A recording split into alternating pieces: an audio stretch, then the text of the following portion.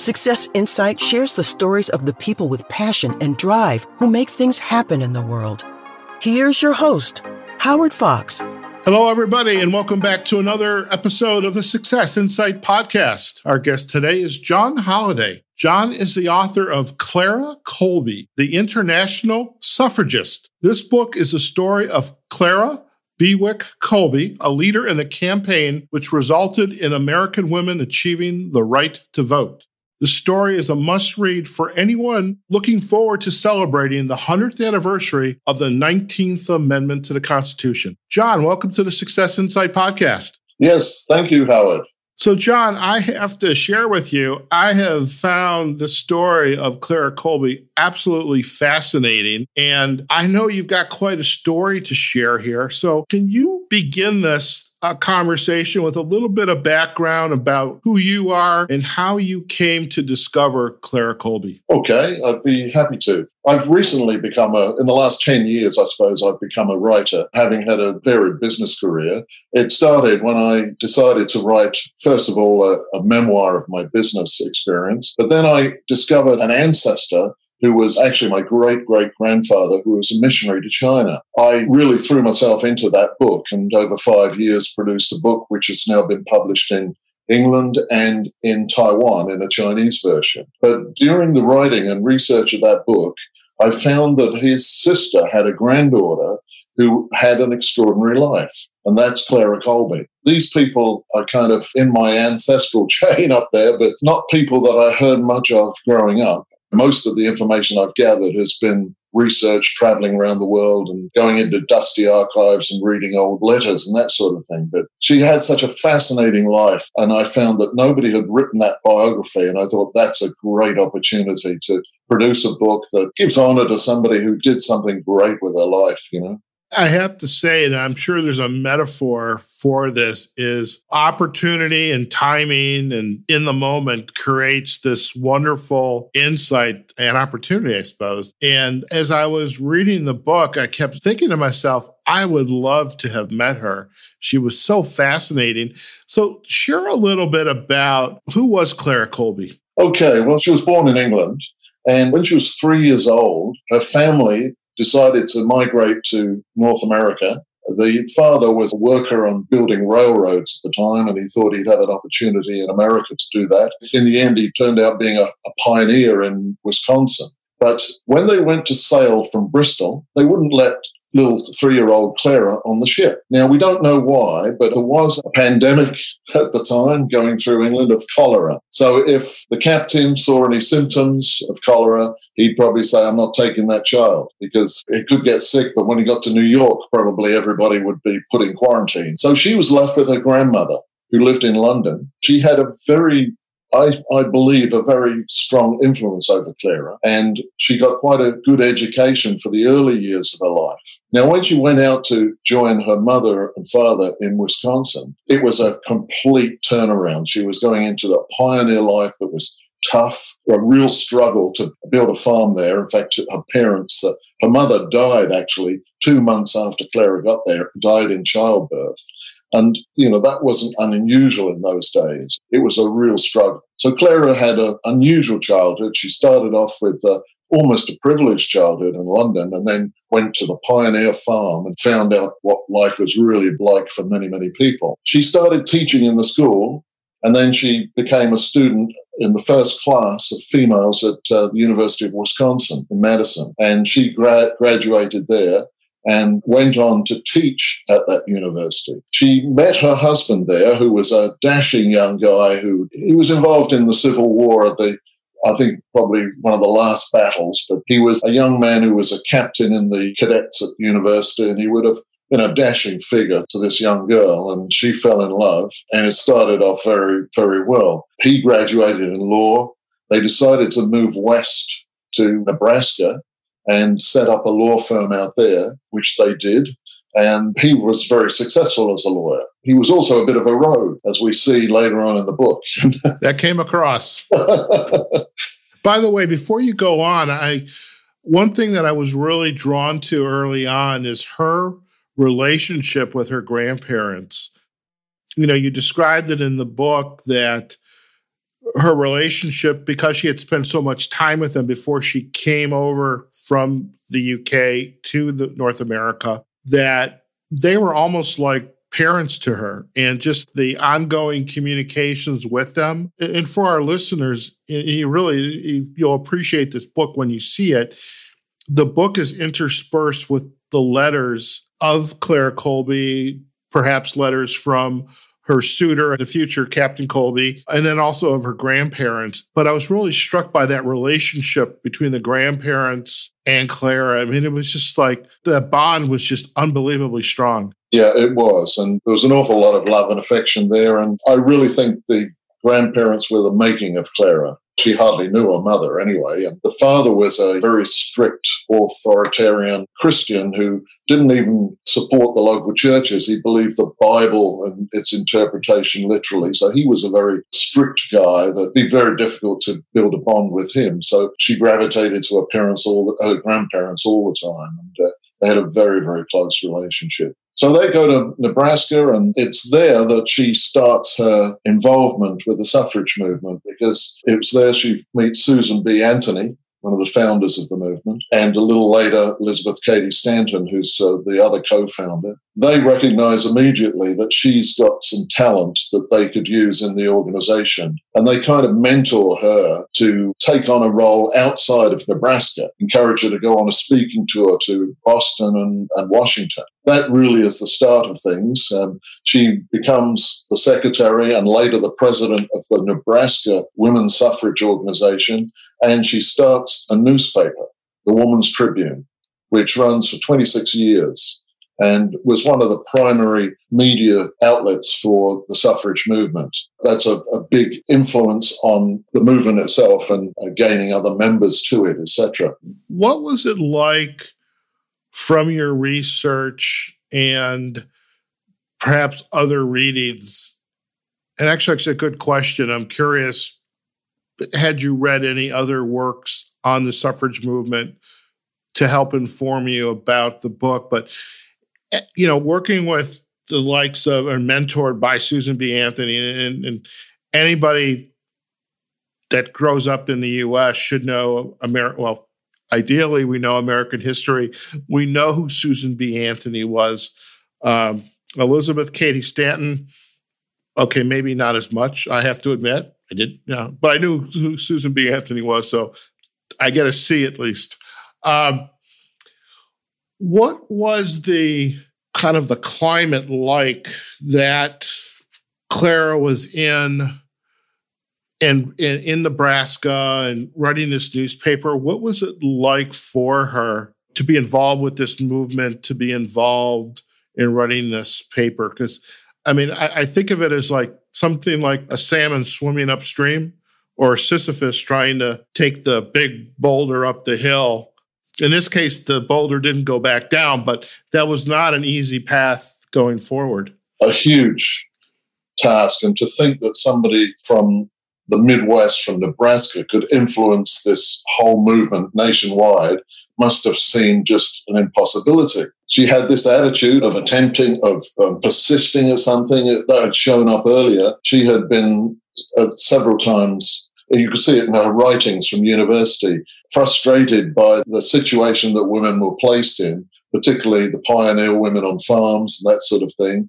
But then when she was employed to teach at the university, she was put on a different level to the men and earned different salaries. So she was frustrated by those things, and she saw that things that she wanted to change. When she first went to Nebraska, the first thing, which I haven't mentioned here, was she started the public library. So she was very social-minded and wanted to improve the world for men and women, really, but she had this goal of doing something for women nationwide. And it's a huge task, almost impossible. Do you attribute this personality, back to her grandparents, especially her grandmother? Yeah, I do. Having written about the grandmother's brother, too, and what he achieved, there's some similarities here. there's a similarities in different ways, really, because from my point of view, you mentioned Americans would know Susan B. Anthony. I didn't know these things when I started this book. I grew up in England. I lived in Canada for some years, and I live in Australia now. So I was not brought up in an American school to learn those sorts of subjects. And same thing was true with my previous book. I was raised as a Christian, but my mother kind of dropped the ball a bit, and we weren't really very practicing Christians. And here I was writing about a missionary going to China, and I had to learn an awful lot about the history of Christianity, just as in this book I've been learning about the history of suffrage. And it's been a fascinating journey. I've loved it. I'm not coming into it with a sort of preconceived notion either of the Christianity part or the suffrage. I'm looking at, if you like, as an outsider, and I don't have any judgments to make on rights and wrongs, that sort of thing. One thing that I find interesting is in some ways you're coming to this kind of like with eyes wide open. I don't know what I'm going to find until I find it. And in this case, you found a treasure trove for your great-great-great-grandfather, and you found another trough of gold, for Clara Colby. I'm curious, had Clara ever met? I guess that would be an uncle, right? Yeah, yes, that's right. No, she didn't meet. He was in China most of his life, or in Southeast Asia before he was allowed to go to China. But she would have known about him from her grandmother, and he was in the press quite a bit. So, he was quite a well-known person. But when he returned to England for leave in the middle of his 40 years in the Far East, but at that time, Clara had already moved to Wisconsin, so she missed him there. But she met some of when she was visiting England in the suffrage movement later on in the book, she's visiting and working with the English suffragettes. Then she meets some of her family there.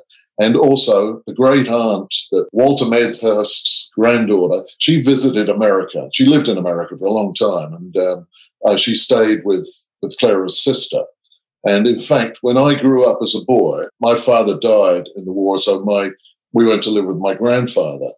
And his sister came back to live with us. This is the great aunt. I was pretty young, so I wasn't paying much attention. I wish I had, because she'd have all the stories. Yeah, imagine that. That's what happens. Yeah. I can just remember always, every time I went past the room, click, clack, click, clack, click, clack, the typewriter. She was writing.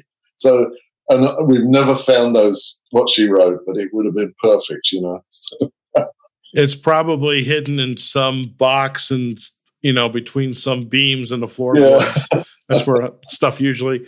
Now, there's so much to talk about here. So, I'm struggling, John, because okay, where do we go now?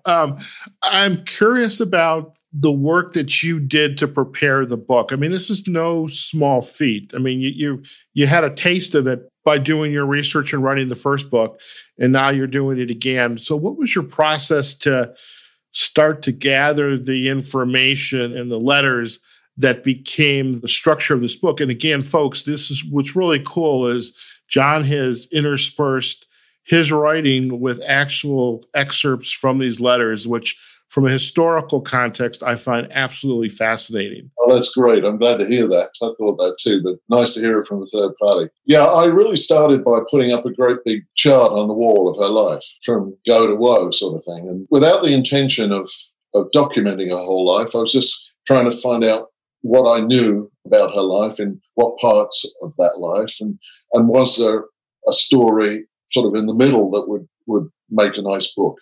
But in the end, I saw this, no, you've got to put the whole thing up here. And so this wall chart became quite large and detailed. All right, so I got to have a question. Do you have a picture? Did you ever take a picture of the wall chart? No, I didn't. I should do. Oh, my God, John. It's a bit scruffy. That's the only thing. Scruffy is good. Okay, so you got this wall chart, and then what? Well, then, I realized I've got to go and travel somewhere where there was information. I find these days there's a tremendous amount online. For example, there's a Dutch company that was funded by some millionaire in Holland many, many years ago, but they have collected online a whole lot of information about the suffrage movement.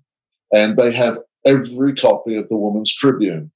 And I could access through the Australian National Library. I could get the rights to go into this source, and so I could read every one of these. Now, that was a goldmine. Not only had her writings, but it had lots of writings of Susan B. Anthony and Elizabeth Cady Stanton and lots of others. So that was a great source. But then I started talking with the librarian in Nebraska, the library that Clara started in Beatrice. I thought there'd be some records there, and she told me, no, they collected records from around the country, and they've stored them all in Madison at the Wisconsin Historical Society. So that became the place to go to. And I spent 2 weeks there, sitting in the archives there and just going through these documents. And I should just relate the story of when I found one letter that I recognized the address. It was from where I grew up.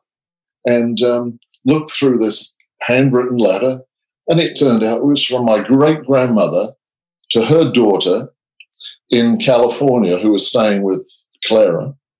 And she said, my son and his wife are away at the moment. I'm looking after the granddaughter.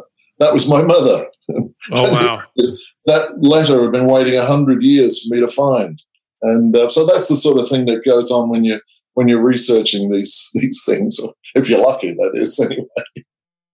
Now, as you were doing the research, is there anybody else, perhaps in your family, your immediate family, and then maybe ancestrally, like your parents, grandparents, that maybe had similar pursuits of documenting the family history? Because that's really what you're doing in a way. I mean, the output is a book. Yeah. No, not really. There's one or two. I have met somebody he's now a barrister in London, and he's descended from Walter Medhurst. And yes, he did have a file of family papers. So that was more helpful when I was writing the Mission to China book than in this one. Yes, he was a great help, actually. Okay. What would you like the legacy of this book to be? I mean, again, it's a wonderful book and well written. And again, those letters just to me are amazing.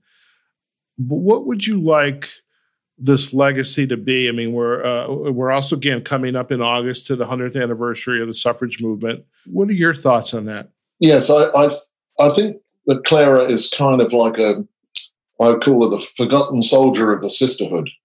Her life is just amazing. She dedicated this to this movement. And by comparison, I'm not knocking the founders of the movement, etc. They're so well known, but there are quite a few others that are featured more prominently, but their fame might be restricted to one part of the United States, whereas Clara was involved right across every state in America and heavily into the congressional hearings and that sort of thing. So she was such an influence on the organization, and she got forgotten.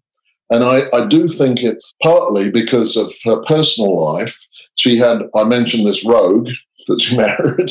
The readers will find out about that, but in the end, she had to get divorced. I mean, he was going to divorce her anyway, and she managed to defend that, and they turned it around, and she was granted the divorce herself. But that was considered a bad thing at the time, and a lot of her fellow suffragettes looked down on her for that. She was divorced, and that's not a good thing. The other part of the story we haven't even covered is where Leonard Colby, her husband, was a general in the Nebraska National Guard, and he was involved not in actually the massacre at Wounded Knee, but he was in the cleanup of it afterwards, his troops.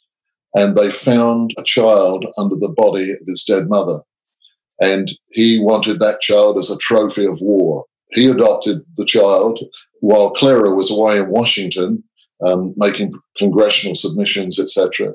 He sent her a telegram saying, "Come home, you've become a mother," and without even asking her, So, and he was using this for his own personal fame, and he got a lot of coverage nationwide in the newspapers. But he quickly tired of that and left Clara to bring up this child, which was a real struggle.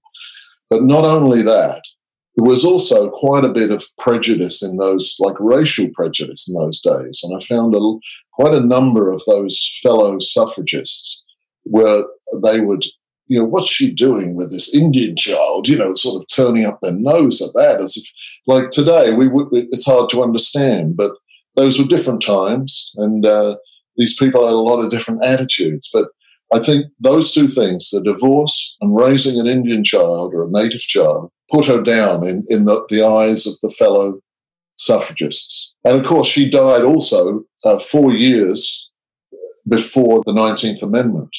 So by the time that came around, and she had no sort of close, like a husband who was supporting her, and no close member to carry on her name and give her the credit she was due.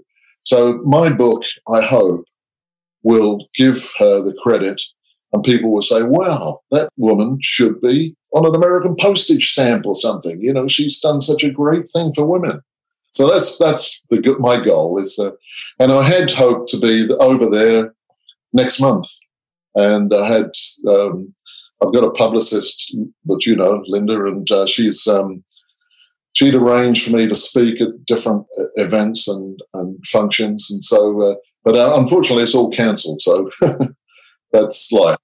Yeah, it's sad. I mean, it would have been wonderful for you to be able to come over and participate. I know this is a hard question to ask, and you may not know the answer. And if you were sitting and having a conversation with Sarah, over an adult beverage, a cup of tea, whatever, what do you think she would say as she looked back in her life? What do you think she would say?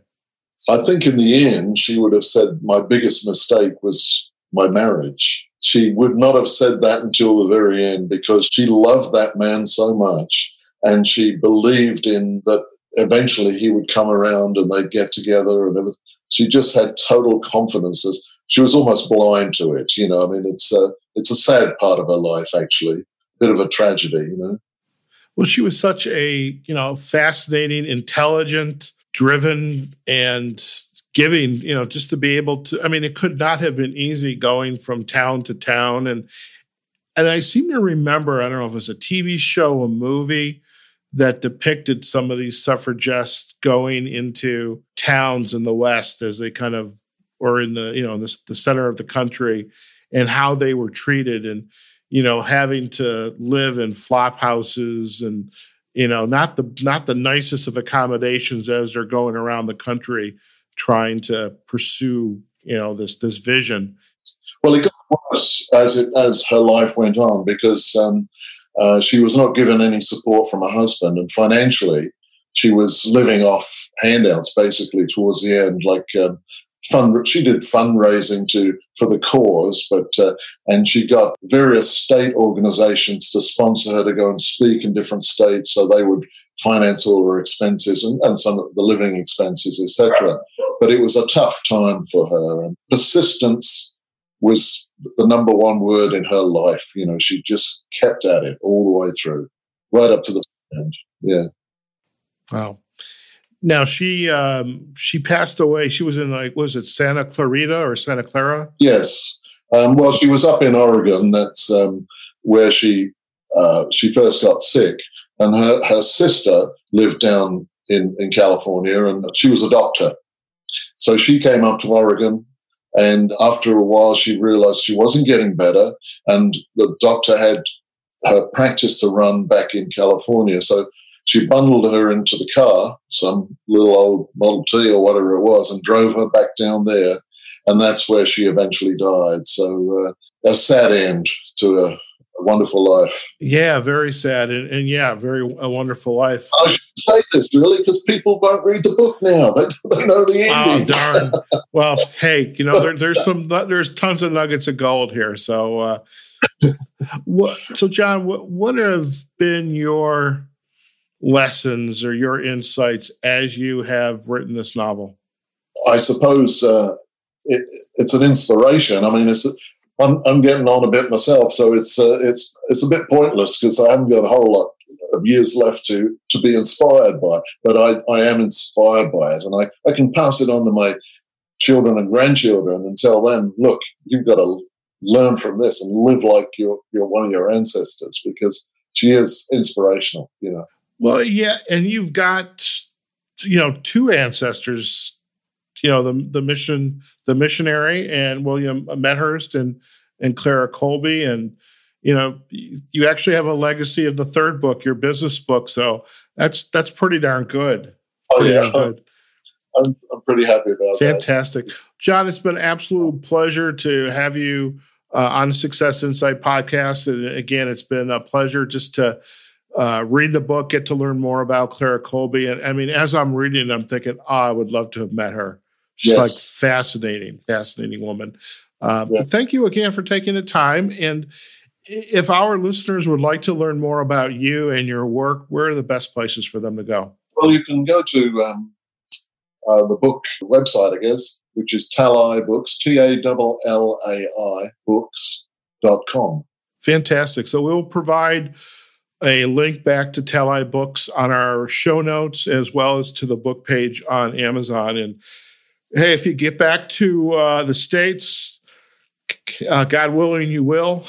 And probably do. So if you come, I don't know if I'm still in Chicago or by Las Vegas, just look me up. So I'd love to have an adult beverage with you. It's been an absolute pleasure once again. And I know it's 5:30 here in Chicago, so it's probably early morning on a Saturday for you right now, I would suppose.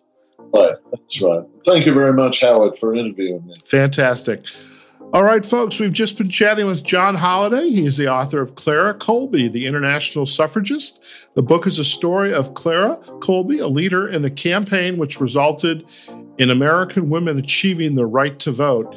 And the 100th anniversary of the 19th Amendment is coming up in August. So if you are in any way interested in constitutional law, our Constitution in general, women's rights, the suffragist movement, this is a must-read book to have on your bookshelf or on your electronic device. So go check it out. Again, we'll provide links back to TallaiBooks.com, the website, as well as to the book page on Amazon.